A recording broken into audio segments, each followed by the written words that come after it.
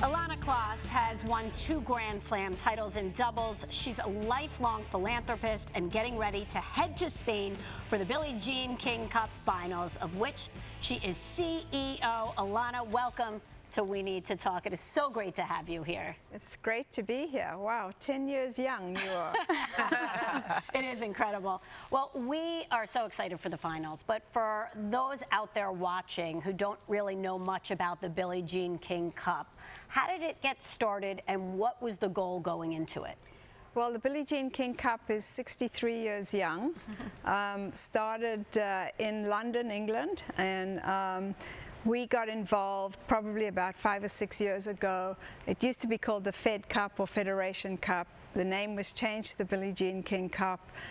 We decided to bring TWG, Mark Walters, along as an investor, and we are now really trying to build the competition and make it bigger and better. But it's amazing, 135 countries start each year in the competition, and we head to Malaga, Spain, November 13th through the 20th for the finals. 12 teams will participate in the finals. Amazing, it really is. Well, Ilana, I mean, you've had your hand in tennis throughout, for so many years and decades, and being alongside Billie Jean King.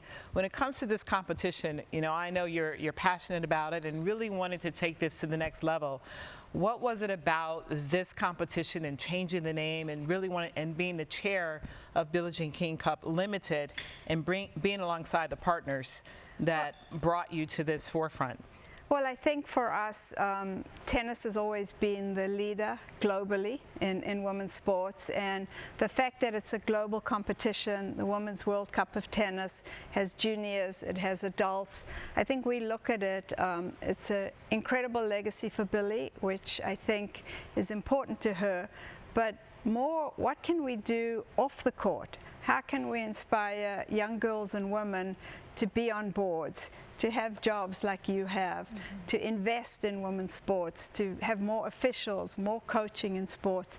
This year, for the first time, we're going to have a Power of Women's Sports business conference alongside the competition. So it's really using Billie's name and the platform to empower young girls globally through the sport of tennis. Yeah, you talked about using Billie's name, and we love a good power couple, baby. My wife and I work together as well. We have Think Tank Productions, and just talk about that, because it's one thing to build and grow in business, but it's another thing to build an empire with your partner. Well, I feel privileged to have met Billie when I was very young and have been mentored by her, been on the first board of the Women's Tennis Association, and learning the business of sports. And she definitely is the GOAT, and she used tennis as a platform. Her victory over Bobby Riggs, I think in 1973, really opened the world to everybody can be great, right? And girls and boys should have the same dreams. And I think it's been very recent, actually, that we've been pushing and pushing and pushing, but finally we met Mark Walter, who is the lead owner of the LA Dodgers, and we met him at a charity event in Chicago, your hometown, with Kamau Murray, and it's an interesting conversation. He said, and you'll appreciate this, Lisa, because he owns the LA Sparks as well. I know. And he said to me and Billie, we'd love to get involved. We'd love you to get involved with the LA Sparks. And Billie, without missing a beat, said, why not the Dodgers? And I almost fell off the chair. I love it. And he was great. He said, why not? And so, we've been involved with the Dodgers for about 5 or 6 years. We invested in Angel City. We helped launch the professional women's tennis, professional women's hockey league. And but we're at the table, and it's so great that you and your wife are involved in. You've done amazing work, especially in Atlanta and beyond. And I think, for us to be at the table with the big boys, so to speak, has been fantastic. And just to see, even now, there's so many terrific women investors, Clara Wu, Sai, Liberty One. How exciting was that? Sheila Johnson with the Mystics. She's been investing in women's sports forever. Michelle Kang is doing amazing stuff. I mean, Jeannie Buss with the Lakers years ago. So it's just great now that we can be investors and also have our voices heard, because I think everybody brings something special to the table. So we're very fortunate, and hopefully we inspire more women to invest. Okay, I want to have a conversation later about that, because I would love you to be my mentor now. I'm ready to move into that next step. But when we talk about LA, let's go back. I'm an LA girl, LA Dodgers. When we look at the history of Mickey Mantle, Jackie Robinson, this matchup with the Yankees and the Dodgers.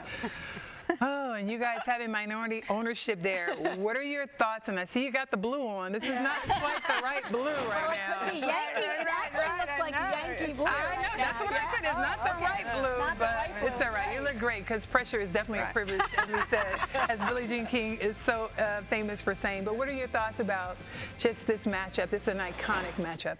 Well, I think it's great for the sport, right? You have two iconic teams, two huge markets, and I mean, my God, Shohei Ohtani has been incredible for the team. Mookie Betts, I mean, Freddie Freeman, Dave Roberts, the manager. I mean, the culture of that team in LA, the history of Jackie Robinson, it's been amazing. And for Billie Jean, who grew up in Long Beach, even though her brother was drafted to play for the Giants. So, but you know, it's special, and I think because we have been professional athletes, you never take these moments for granted. A World Series, I mean, the last time the Dodgers won was during COVID. It was an abbreviated season. So we appreciate what it takes, and I think it's an exciting time, and I love how October, you know, Liberty, Dodgers, Yankees, pretty special time. You've got the Billie Jean King Cup coming up. You've got the WTA Championships coming up. So, yeah, we'll see. You never know. I'm a Yankee fan, so you can't count out Aaron Judge and Juan Soto and Juan Carlos Stanton, Aaron Boone. 100%. I mean, it's there's so many talented players, and I just think you never know. It's the perfect matchup for a World Series, though. It's exciting. It is exciting. Ilana, I mean, to have you here is a privilege and an honor for us. But I mean, to have someone like you who has always been in the background, being a leader, being a voice, the commissioner, first female commissioner in sport with World Team Tennis back in the day. What are your thoughts of how women's sports have grown? Yeah, well, it's amazing. I do like to be the woman behind the throne, as I introduce myself. But to have been at the table with Billie Jean for, you know, almost 50 years, since, you know, the start of women's professional tennis, and to see the crowds and people investing and coming, breaking records, Liberty breaking records, you know. I think Iowa volleyball breaking records, PWHL, this Professional Women's Hockey League, which we started earlier this year, shattering records. You can build it, but you're never sure that people are going to come. But people are coming, and what's great is the investment. And I think for Billie Jean and I, especially for Billie, to be alive and see what she dreamed is actually happening. You know, it's incredibly special, and we're just beginning. Okay, the big change is going to come when we get the investment in media rights. That's the big difference. And I just got to say thank you to you and Billie Jean King for the Women's Sports Foundation, which has been here, just celebrated it, obviously its 50th anniversary. But just thank you for honoring us, even when it wasn't so popular. I've won Woman of the Year before a few times there, and just bringing all the women together collectively over these years.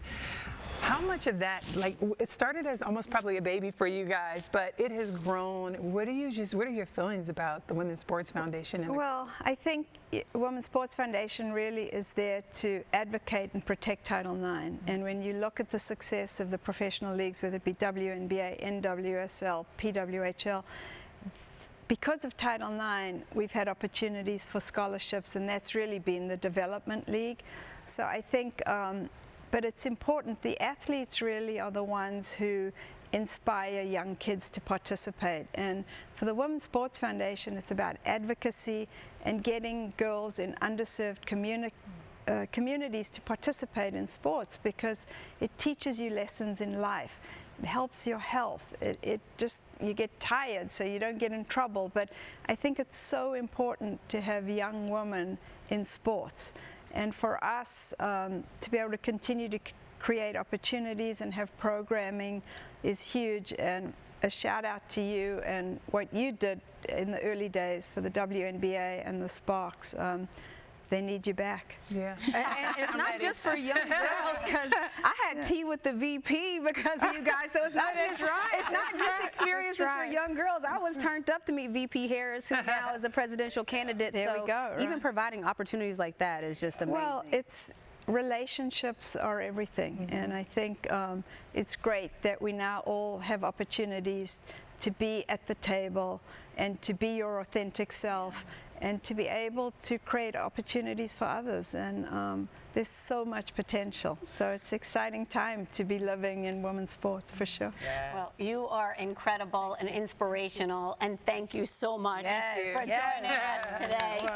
We're giving a clap. We never do this, but No. You were incredible. I mean, you guys are amazing, and you tell the stories. And it's a different world now with social media. Everybody tells their own story, but we have to have people like all of you to tell our stories. You don't only want to be telling your stories yourself. So thank you for everything you guys do. Thank you.